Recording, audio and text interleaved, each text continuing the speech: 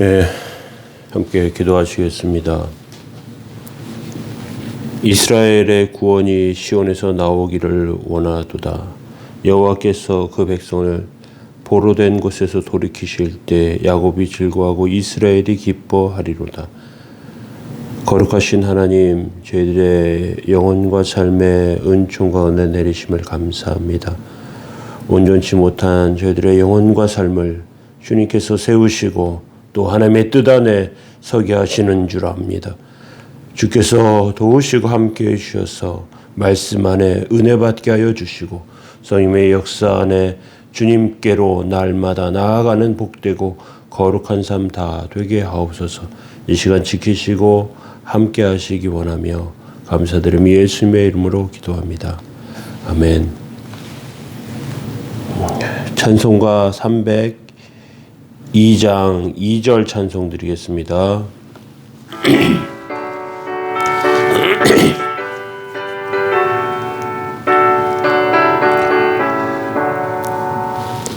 왜 너 인생은 언제나 거기서 저 큰 바다 물결 보고 그 밑 모르는 깊은 바닷속을 한 번 헤아려 안 보나.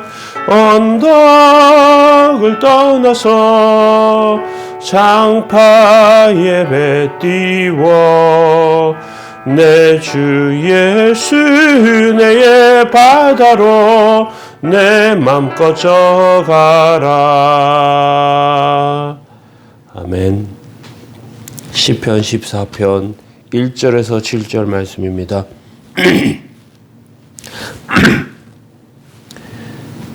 어리석은 자는 그 마음에 이르기를 하나님이 없다 하는도다. 그들은 부패하고 그 행실이 가증하니 선을 행하는 자가 없도다.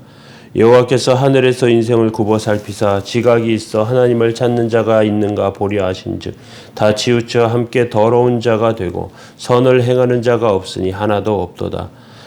죄악을 행하는 자는 다 무지하냐. 그들이 떡 먹듯이 내 백성을 먹으면서 여호와를 부르지 아니하는도다. 그러나 거기서 그들은 두려워하고 두려워하였으니 하나님이 의인의 세대에 계심이로다. 너희가 가난한 자의 계획을 부끄럽게 하나 오직 여호와는 그의 피난처가 되시도다. 이스라엘의 구원이 시온에서 나오기를 원하도다. 여호와께서 그의 백성을 포로된 곳에서 돌이키실 때 야곱이 즐거워하고 이스라엘이 기뻐하리로다. 아멘. 예, 오늘 시편 14편 말씀 하나님을 모르는 사람들 두 번째로 하나님의 관찰에 대해서 살펴보도록 하겠습니다.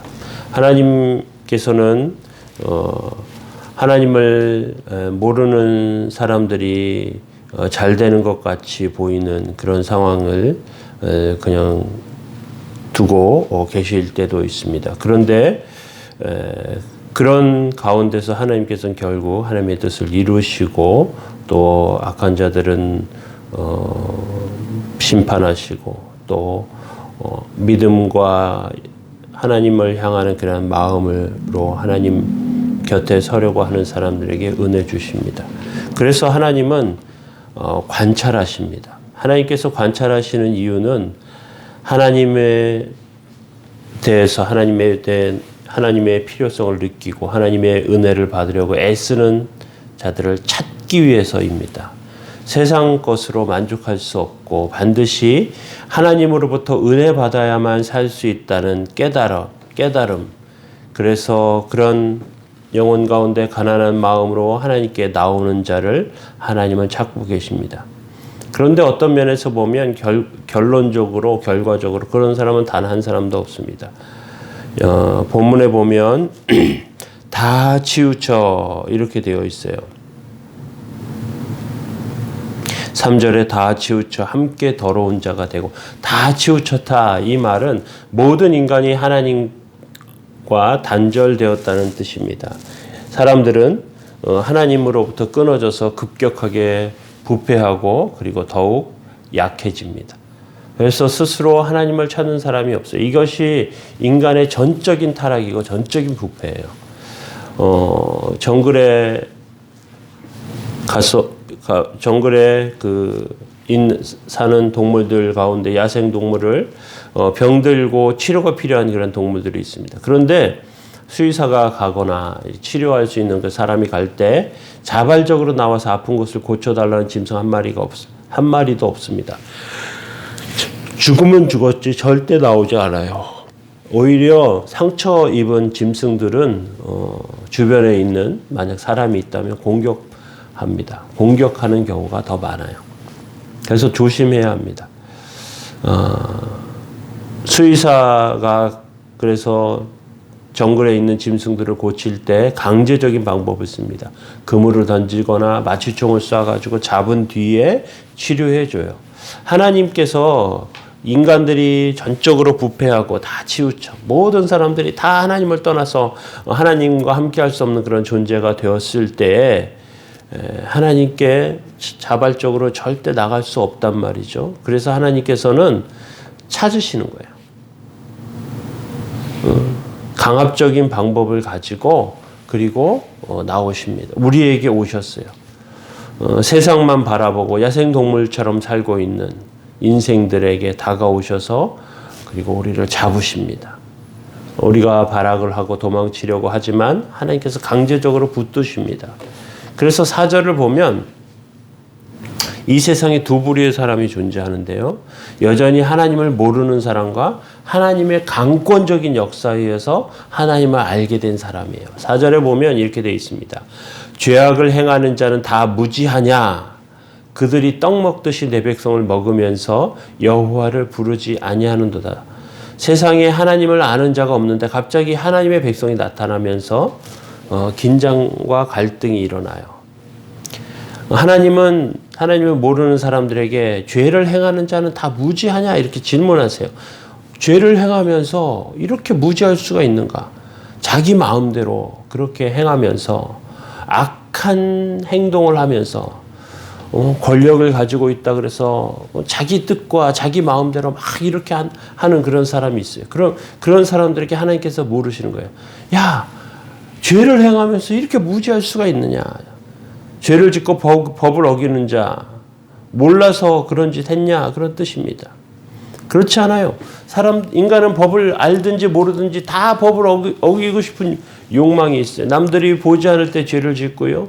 그리고 언젠가는 그 죄들이 드러나는 것이죠. 사실 사람들은 경쟁적으로 죄를 지으며 살아갑니다. 그리고 그 죄로 아주 작은 이익을 취하는 것을 자랑스럽게 이야기하는 것이 사람들이에요. 이 죄들이 인간의 눈에는 보이지 않고 지나가는 것 같습니다. 그런데 하나님 안에서는 하나님께서는 그것들을 다 보고 계시고 그대로 쌓아두십니다. 그래서 그것이 차오를 때, 터져 나올 때 하나님께서 큰 심판으로 인간들에게, 사람들에게 보여주시기도 합니다. 하나님의 백성, 죄가 없어야 해요. 그런데 죄 없는 사람이 어디 있겠습니까? 그래서 하나님께서 그 죄의 문제를 예수 그리스도를 통해서 해결해 주시는 것이죠. 부패한 본성을 다 가지고 있고 그런 가운데 살아가는 사람들 가운데 하나님께서 양심을 자극하시고 하나님 앞에 회개하게 하시고 예수 그리스도를 통해서 그 죄의 결과를 다 받아내시고 나서 그리고 이제 회개하여 하나님 안에 그렇게 변화되는 것입니다. 부패한 본성 가지고 있는 사람들에게 말씀을 통해서 변화시키시는 것입니다. 이것이 하나님의 능력이고 하나님의 축복입니다. 우리는 마치 그 과거의 이리들이었는데 이리 무리 속에서 살고 있어요. 그런데 어느 날 이리들이 보니까 양들이 있어요. 그래서 그 양들을 잡아요. 이상하다. 이리만 있는데 여기 왜 늑대만 있는 곳에 왜 양들이 있지? 알고 봤더니 그 양들은 변화된 이리들이었습니다. 하나님의 백성들이 세상에서 하나님의 백성으로 살아갈 때 원래는 다 똑같은 존재들이었습니다. 다 똑같이 악한 존재들. 그런데 하나님께서 변화시키셔서 양들을 만드시고 그 양들로 그리고 하나님 뜻 안에 서게 하십니다. 하나님은 이리를 양으로 변화시켜 주시고 그리고 그렇게 하면서 하나님의 뜻 가운데 살기를 원하십니다. 변화되는 것이 얼마나 큰 축복인지 모릅니다. 우리의 심령과 영혼이 바뀌는 것이 얼마나 크고 복된 일인지 몰라요. 사람들은 그것을 보면서 뭐라고 생각하고 이야기하느냐. 야, 이거 먹잇감이다. 먹잇감. 응? 호구다. 호구. 그렇지 않습니다. 하나님께서 살아계시기 때문에 그래요. 하나님의 뜻이 우리 안에 있기 때문에 그렇습니다. 이건 도저히 흉내낼 수 있는 것이 아니고요. 조금 치료받는다고 고쳐지는 것이 아니고요. 하나님께서 완벽한 변화시키시기를 원하시고 그런 뜻 가운데 세워지기를 바라십니다. 오늘 저희들 가운데 기억해야 할 것은 하나님께서 관찰하신다는 겁니다. 하나님께서 보고 계신다는 거예요. 이걸 기억해야 합니다. 하나님의 관찰 아래 우리가 있습니다. 하나님의 보고 계심 아래 있어요. 그 뜻 가운데 오늘도 하나님 뜻 생각하며 하나님 은혜 생각하며 온전히 세워지는 저와 여러분들 다 되기를 원합니다. 우리 함께 기도하겠습니다. 사랑의 하나님, 연약한 가운데 저희들을 붙드시고 세우시는 줄로 압니다. 주님께서 악한 자들 가운데 우리를 두시고 하나님께서 관찰하고 보고 계시는 줄 압니다. 연약함 가운데 온전함으로 서게 하여 주시고 하나님께 영광 돌리며 살게 하여 주옵소서. 오늘도 지키시고 인도해 주셔서 하나님의 뜻이 저희들 삶을 통하여 이루어지게 하옵소서. 도우시고 함께 하시기 원합니다. 예수님의 이름으로 기도합니다. 아멘. 함께 기도하시겠습니다.